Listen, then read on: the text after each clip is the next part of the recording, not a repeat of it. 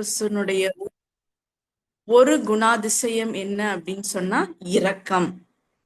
நம்முடைய தேவன் இரக்கமுள்ள தேவன் என்று சொல்லி நம்ம பார்க்கிறோம். ஜீசஸ் த மர்சிஃபுல் ஒன். ஜீசஸ் த மர்சிஃபுல் ஒன். அதுதான் நம்ம எபிரேயர் 5ஆம் அதிகாரம் வசனம் 15 மற்றும் 16 நம்ம பார்க்கிறோம். இந்த வசனத்தை நம்ம புரிந்து கொள்ளணும் அப்படின்னா இன்னும் ஒரு 2 வசனத்தை நம்ம மேல நான் போய் வாசிக்கிறேன். வசனம் 11 பார்க்கிறோம். ஆகையால் அந்த திருஷ்டாந்தரத்தின்படி ஒருவனாகிலும் கீழ்ப்படியாமையினாலே விழுந்து போகாதபடிக்கு நாம் இந்த இளைப்பாறுதலில் பிரவேசிக்க ஜாக்கிரதையாய் இருக்க கடவோம். கீழ்ப்படியாமையில நம்ம விழுந்து போகவே கூடாது. கீழ்ப்படியாமையில நம்ம விழுந்து போயிட்டோம்னா நம்ம இளைப்பாறுதலில நம்ம பிரவேசிக்க முடியாது. அது ஒரு காரியம். 13ஆம் வசனத்துல பார்க்கிறோம், அவருடைய பார்வைக்கு மறைவாக ஒன்றுமில்லை, சகலமும் அவருடைய கண்களுக்கு முன்பாக நிர்வாணமாயும் வெளியரங்கமாகவும் இருக்கிறது, அவருக்கே நாம் கணக்கு ஒப்புவிக்க வேண்டும். அவர் நம்மை ஒவ்வொரு நிமிடமும் அவர் பார்த்து கொண்டிருக்கிறாரு. அவருடைய பார்வைக்கு மறைவாக ஒன்றுமே இல்லை, அவருக்கு தான் நம்ம கணக்கு ஒப்புவிக்க வேண்டும். அதனால நம்ம கீழ்ப்படியாமையினால நம்ம விழுந்து போயிட்டு நம்ம அந்த இளைப்பாறுதலில பிரவேசிக்க முடியாம போயிட போகுது அப்படின்னு இந்த வசனங்கள் முன்னாடி சொல்லப்படுகிறது.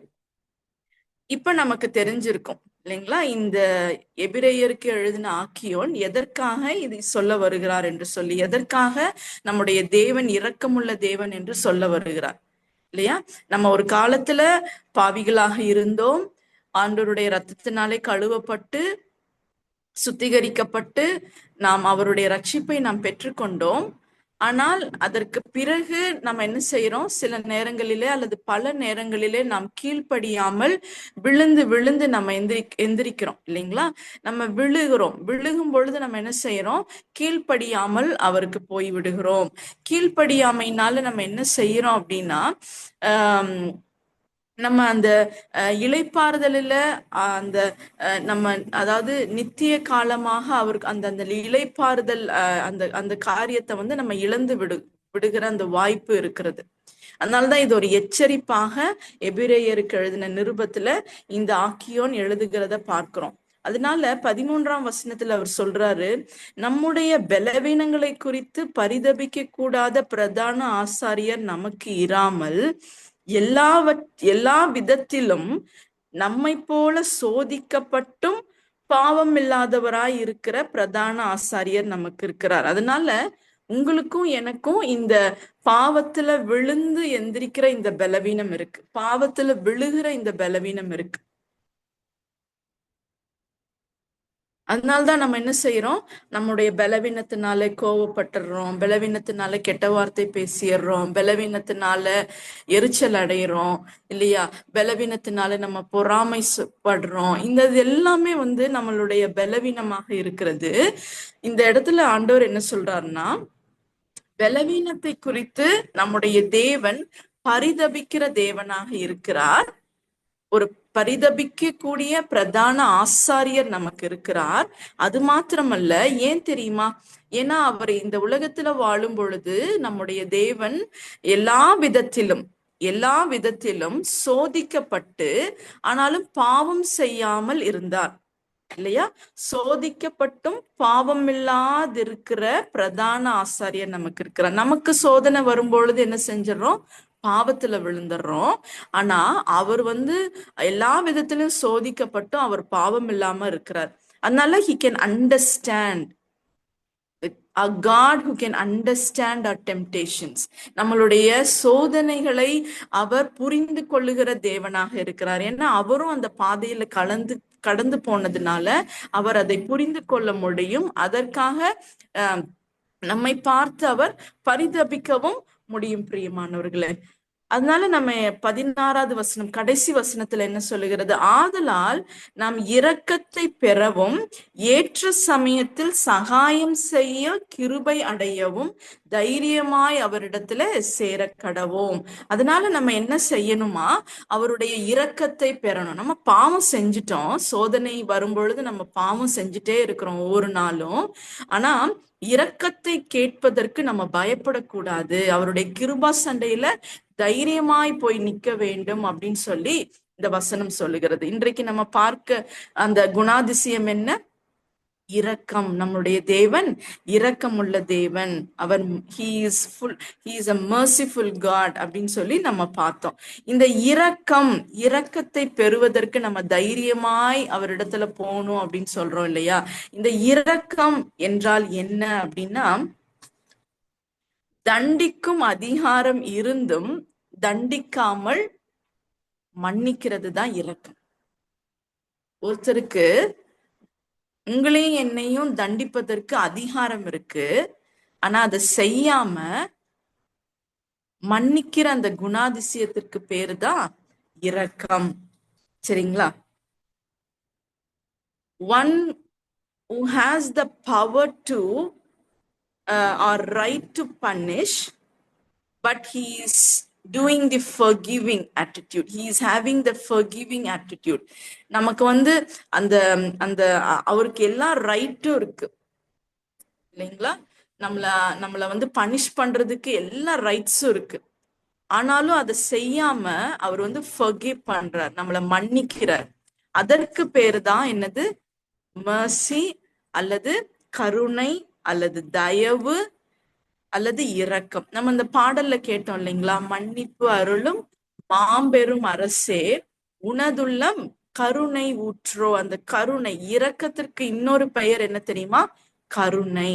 அவருடைய இருதயம் அந்த கருணையினால அந்த ஊற்று எடுக்கிறத நம்ம பார்க்கிறோம்.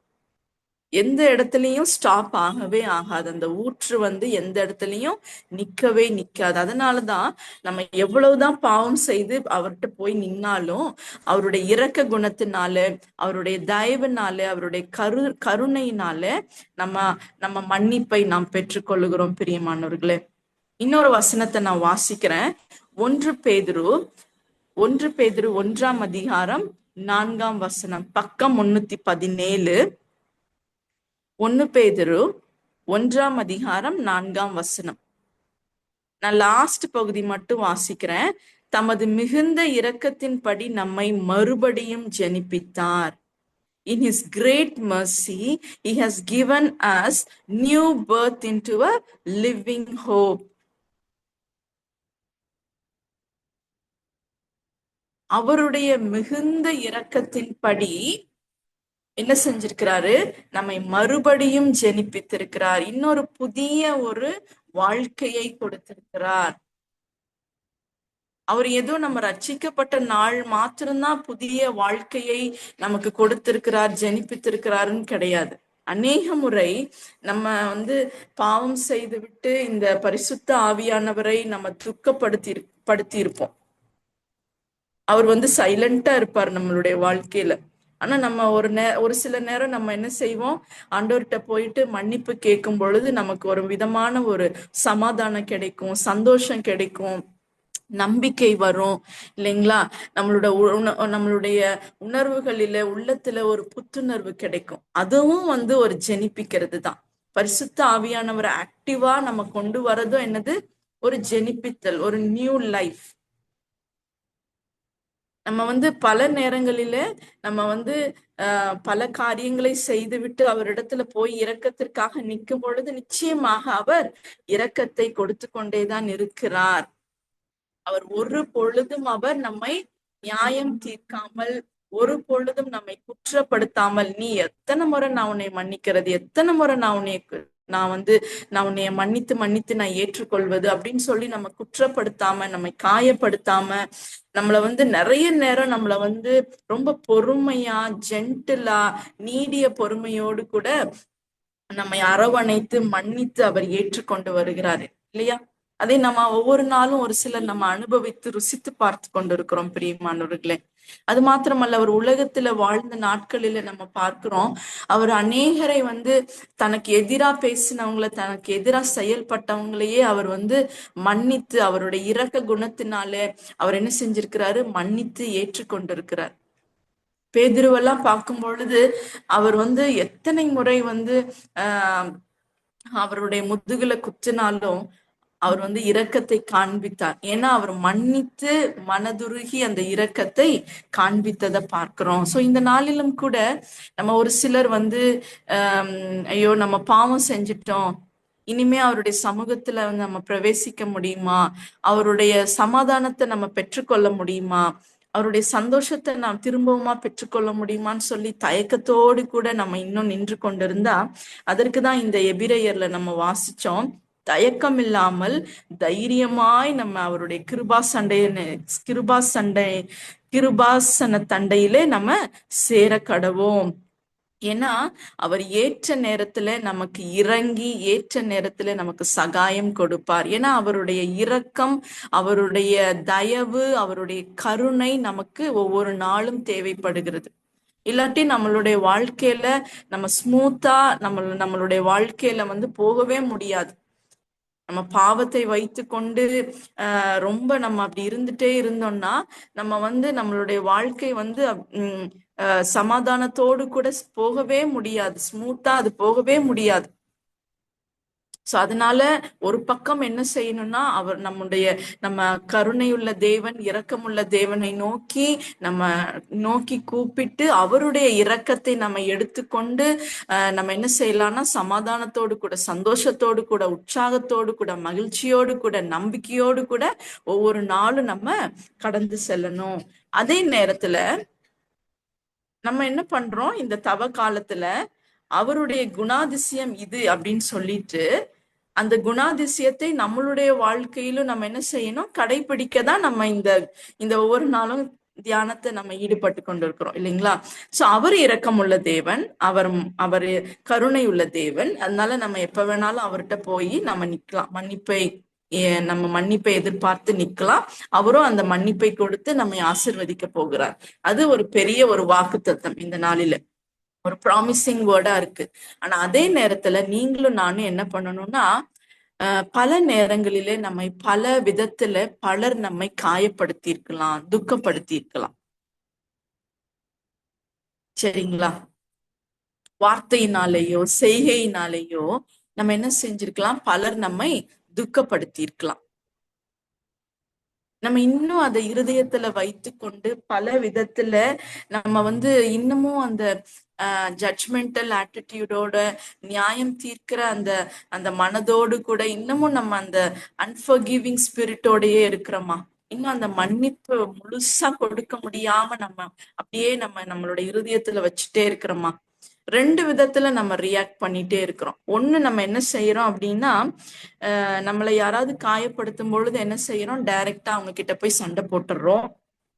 அல்லது அப்படின்னா நம்ம குடும்பங்களில பார்க்கும் பொழுது, அல்லது திருச்சபையில பார்க்கும் பொழுது, உறவினர்கள் மத்தியில நம்ம பார்க்கும் பொழுது நம்ம என்ன செய்யறோம், ஒரு சில நேரங்கள்ல டைரக்டா போய் சண்டை போட்டுடுறோம். சில நேரத்துல நம்ம அவங்கள பார்க்கவே மாட்டோம், அவாய்ட் பண்ணிடுவோம், ஐ கான்டாக்டே இருக்காது. வீடுகள்லயும் சரி, திருச்சபையிலயும் சரி, உறவினர்கள் மத்தியிலையும், வேலை ஸ்தலங்களிலும் இல்லையா, ஸ்கூல்ல, காலேஜஸ்ல நம்ம பார்க்கும் பொழுது நம்ம அவங்கள பார்க்கவே மாட்டோம். ஒரு சில நேரத்துல என்ன பண்ணுவோம்னா, நம்மளுடைய செய்கைகளினாலே நம்ம சில நேரம் நம்ம காயப்படுத்துவோம். ஒரு சிலர் இப்படிப்பட்ட கேட்டகரியில இருப்போம். ஒரு சிலர் என்ன செய்வோம்னா, இதெல்லாம் செய்யாம நம்ம என்ன பண்ணுவோம்னா, மற்றவங்க கிட்ட போன் போட்டு நம்ம என்ன செய்வோம், பேசுவோம். எப்படியாவது அதை தீர்த்துக்கணும், நம்மளுடைய எரிச்சலையும் நம்மளோட கோபத்தையும் நம்ம தீர்த்துக்கிறதுக்கு நம்ம என்ன செய்வோம், மற்றவங்களுடைய தயவையும் மற்றவங்களுடைய பரிதாபத்தையும் நம்ம எடுத்துக்கிட்டு நம்ம என்ன செய்வோம், மற்றவங்கள்ட்ட இங்க பாரு, இவங்க இப்படி பண்ணிட்டாங்க, இப்படி பண்ணலாமா, அவங்க இப்படி பண்ணிருக்க கூடாதே அப்படின்னு சொல்லி நம்ம அந்த புறங்கூறுதல் அதனாலதான் வரும். டைரக்டா நம்ம போய் எதிர்கொள்ள முடியாம ஒரு சிலர் என்ன பண்ணுவாங்கன்னா, இந்த எரிச்சலையும் கோபத்தையும், இந்த மன்னிப்பு கொடுக்க முடியாத தன்மை என்ன பண்ணுவாங்கன்னா, போன் போட்டு பலரிடத்துல பேசுவாங்க. இவங்க இப்படி பண்ணிட்டாங்க, இவங்க இப்படி பண்ணிட்டாங்கன்னு சொல்லி நம்ம அந்த மாதிரியான ஒரு காரியத்தை நம்ம செய்வோம். அல்லது மற்றவங்களிடத்துல நம்ம ஏதாவது ஒரு விதத்துல ஸ்கூலுக்கு போகும்போது ஃப்ரெண்ட்ஸை பார்க்கும் பொழுதோ, வேலை ஸ்தலங்களிலோ, இல்ல சர்ச்ல இருக்கும் பொழுதோ, அல்லது வீட்டுல கூட நம்ம என்ன செய்வோம், கணவனுக்கும் மனைவிக்கும் இடையில பிரச்சனை நடக்கும் பொழுது பிள்ளைகளிடத்துல சொல்றது, பிள்ளைங்களுக்கும் பெற்றோர்களுக்கும் சண்டை நடக்கும் பொழுது வெளியில போய் சொல்றது, ஏதாவது ஒரு புறங்கூறுதல் அந்த இடத்துல நடந்துகிட்டே இருக்கு இல்லையா? ஏன்னா நம்ம முழுசா அவங்கள மன்னிக்காதனாலதான் இந்த மாதிரி காரியங்கள் நடந்து கொண்டிருக்கிறது. இது மாதிரி நம்ம செய்யும் போது நம்ம இன்டைரக்டா என்ன தெரியுமா செய்யறோம், அவங்களோட பேரை நம்ம டேமேஜ் பண்றோம், அவங்களுடைய கேரக்டரை நம்ம ஸ்பாயில் பண்றோம், டேமேஜ் பண்றோம். அப்ப நம்ம நெக்ஸ்ட் டைம் அவங்கள பார்க்கும் பொழுது அந்த நம்ம ஷேர் பண்ணோம் இல்லையா, அவங்க நினைப்பாங்க, ஓ அவங்க இப்படிப்பட்டவங்க, அவங்க இப்படிப்பட்டவங்க, நம்மளும் அவங்க கிட்ட ஜாக்கிரதையா இருக்கணும் அப்படின்னு சொல்லி அந்த கேரக்டரையும் அந்த பேரையும் என்ன பண்ணுவோம், டேமேஜ் பண்ணுவோம். இந்த புறங்கூறுதலா இருக்கலாம், இந்த கோபமா இருக்கலாம், இந்த எரிச்சலாக இருக்கலாம், இது எல்லாமே எதை குறிக்கிறது தெரியுமா? நமக்கு இன்னும் மன்னிக்க முடியாத சூழ்நிலையை குறிக்கிறது. இன்னும் அப்படி யாராவது நம்ம இருந்து கொண்டு இருக்கிறோமா?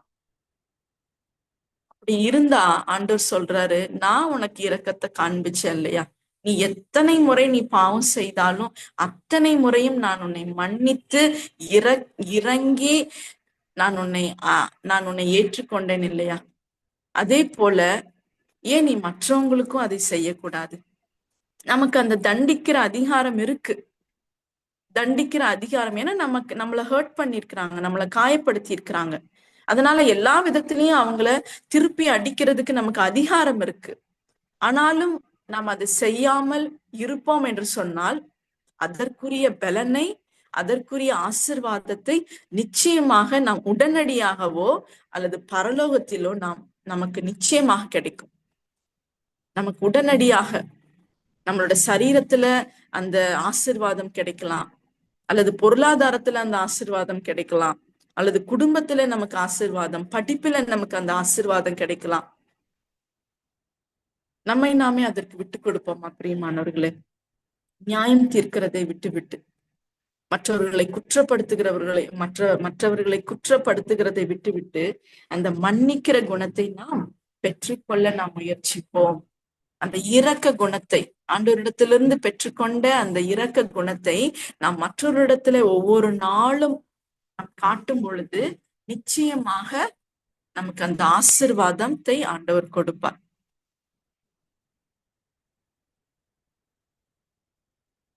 நமக்கும் அந்த கருணை உள்ளம் பெருக்கெடுத்து ஓடுவதற்கு ஆண்டவரிடத்துல கேட்போமா, ஆண்டவரே என்னோட இருதயத்துல அந்த காயத்தை எல்லாம் நீங்க எடுத்து போடுங்க, காயத்தை ஆற்றுங்க, நான் மன்னிக்க முடியாம ரொம்ப கஷ்டப்பட்டுட்டு இருக்கிறேன், அந்த காயத்தை ஆற்றி எனக்கு நீங்க இரக்கத்தை, எனக்கு மற்றவர்களுக்கு இரக்கத்தை காண்பிப்பதற்கு நீங்க எனக்கு உங்களுடைய கிருபை தேவை சாமி.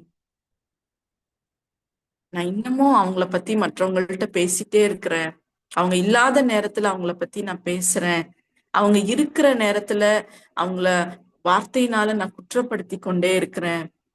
இது எல்லாவற்றையும் என்னிடத்துல இருந்து நீங்க எடுத்து போடுங்கப்பா, நான் இன்னும் பரிசுத்தமா ஆகணும்னு நீங்க விரும்புறீங்க, அதற்கு என்னை நானே நான் விட்டு கொடுக்கிறேன்னு சொல்லி நம்ம கேட்போமா? ஒரு பக்கம் இன்னும் பாவம் செய்து கொண்டிருக்கிறவர்கள் தைரியமாக அவரிடத்துல போய் இரக்கத்தை கேட்க முடியும். ஏனென்று சொன்னால் அவர் நம்மை போல சோதிக்கப்பட்டும் பாவம் செய்யாமல் அவர் இருக்கிற தேவனாக, ஒரு பிரதான ஆசாரியராக இருக்கிறார். இன்னொரு பக்கம் நாம் இன்னும் மற்றவர்களுக்கு இறங்காமல் நம்ம கடின உள்ளத்தோடு கூட இருப்போம் என்று சொன்னால் அதை தகர்த்து எறிந்து மற்றவர்களுக்கு இரக்கத்தை காண்பித்து மன்னித்து அவர்களை ஏற்றுக்கொள்ள நாம் முற்பட வேண்டும். பிரியமானவர்களே, இந்த காரியத்தை ஆண்டவர் நம்மோடு கூட பேசும் பொழுது நம்ம என்ன செய்யலாம் அப்படின்னா, நம்மளுடைய இருதயத்தை கடினப்படுத்தாமல் இருக்க வேண்டும். நம்மளுடைய இருதயத்தை கடினப்படுத்தாமல் இருக்க வேண்டும். அப்பொழுதுதான் நாம் அந்த இளைப்பாறுதலுக்குள்ளாக செல்ல முடியும். அப்பதான் நமக்கு அந்த எல்லா விதமான சமாதானத்தோடு கூட நாம் வாழ முடியும். பிரியம், கத்தத்தாமே இந்த வசனங்களை நமக்கு ஆசீர்வதித்து கொடுப்பாராக. தொடர்ந்து அந்த மன்னிக்கிற குணத்தை இந்த நாள் முழுவதும் அவர் நமக்கு கொடுத்து அநேகருக்கு இறங்குகிற பிள்ளைகளாக நம்மை மாற்றுவாராக. ஆமென். நாம் ஜெபிப்போம். இரக்கத்தின் தேவனே, நாங்கள் உமக்கு நன்றி செலுத்துகிறோம். எங்களுடைய ஆண்டவரே, சோதனைகளின் காலங்களை, சோதனைகளின் நேரங்களை கர்த்தர் அறிந்திருக்கிறீர். நாங்கள் விழுந்து போனாலும் கூட ஆண்டவரே, நாங்கள் தைரியமாக உம்முடைய சமூகத்துல வந்து உம்முடைய இரக்கத்தை பெற்றுக்கொள்ள முடியும் என்று சொல்லி கர்த்தர் எங்களுக்கு உதவி செய்திருக்கிறீர். யாரெல்லாம் ஆண்டவரே சோதனைகளினால விழுந்து போய் ஆண்டவரே தங்களை குற்றப்படுத்தி கொண்டு அல்லது மற்றவர்களை குற்றப்படுத்தி கொண்டு இருக்கிறார்களோ அவர்களுக்கு இந்த நேரத்துல ஆண்டவரே உம்முடைய இரக்கத்தை நீர் காண்பிக்கும்படியாக கூட கெஞ்சுகிறோம். யாரெல்லாம் இரக்கத்திற்காக உம்முடைய சமூகத்துல வந்து கெஞ்சி கொண்டிருக்கிறார்களோ நீர் அவர்களுக்கு இறங்குவதற்காக நன்றி செலுத்துகிறோம் ஆண்டவரே. அது மாத்திரமல்ல, நாங்கள் பெற்றுக்கொண்ட இந்த இரக்கத்தை பிறருக்கும் ஆண்டவரே நாங்கள் தரும்படியாக எங்களுக்கு உதவி செய்யுங்க. அநேக நேரங்களில் நாங்கள் உம்மிடத்திலிருந்து இரக்கத்தை பெற்றுக்கொள்ளுகிறோம். உம்முடைய இரக்கத்தை நாங்கள் சந்தோஷமாக அனுபவிக்கிறோம் ஆண்டவரே. ஆனால் மற்றவர்கள் எங்களுக்கு எதிராக தவறு செய்யும் போது அவர்களுக்கு ஆண்டவரே நாங்கள் இரக்கத்தை தராதபடிக்கு ஆண்டவரே அவர்களை நாங்கள் நியாயம் தீர்க்கிறோம், அவர்களை குற்றப்படுத்துகிறோம், அவர்களை குறித்து புறம் கூறுகிறோம் ஆண்டவரே. அப்படிப்பட்ட ஆண்டவரே பாவங்களுக்கு கர்த்தர் எங்களை மன்னிக்கும்படியாக நாங்கள் பெற்றுக்கொண்ட இந்த இரக்கத்தை பிறருக்கு இந்த நாளில் ஆண்டவரே நாங்கள் காண்பிக்கும்படியாக உதவி செய்யும். இரக்கத்தை பெற்றுக்கொள்ளவும் இரக்கத்தை கொடுக்கிற பாத்திரங்களாக கர்த்தர் எங்களை ஆண்டவரே ஒவ்வொருவரையும் வணை வேண்டுமாய் கூட கெஞ்சுகிறோம். இந்த நாளில் யாருக்காவது எங்கள் மூலமாக உம்முடைய இரக்கம் தேவைப்பட்டால் அதை நாங்கள் சரியாக உணர்ந்தவர்களாக, அதை கண்டறிந்தவர்களாக, அப்படியாக இருந்து உம்முடைய இரக்கத்தை அவர்களுக்கு காண்பிக்க உதவி செய்யும். நாங்கள் ஆண்டவரே குற்றப்படுத்தாதபடிக்கு, மற்றவர்களை புறங்கூறாதபடிக்கு ஆண்டவரே எங்களை பாதுகாத்துக் கொள்ளுங்க. இந்த நாள் முழுவதும் உம்முடைய இரக்கம் எங்களை பாதுகாத்துக் கொள்ளும்படியாக, வழி நடத்தும்படியாக, பலப்படுத்தும்படியாக, அதன் மூலமாக நீர் தருகிற ஆசீர்வாதத்தை பெற்றுக்கொள்ளுகிறவர்களாக மாற்றும்படியாக நாங்கள் கெஞ்சுகிறோம். அப்படியே நீர் செய்ய போகிற கிருபைகளுக்காக நன்றி செலுத்துகிறோம். எங்களோடு கூட பேசினதற்காக நன்றி, வழி நடத்துவதற்காக நன்றி. துதி கனம் மகிமை எல்லாம் உமக்கே செலுத்துகிறோம். மீட்பர் இயேசு கிறிஸ்துவின் மூலமே ஜெபிக்கிறோம் நல்ல பிதாவே, ஆமென். என் ஆத்துமாவே கர்த்தரை ஸ்தோத்திரி, முழு உள்ளமே அவருடைய பரிசுத்த நாமத்தை ஸ்தோத்திரி. என் ஆத்துமாவே கர்த்தரை ஸ்தோத்திரி, அவர் செய்த சகல உபகாரங்களை மறவாதே. ஆமென்.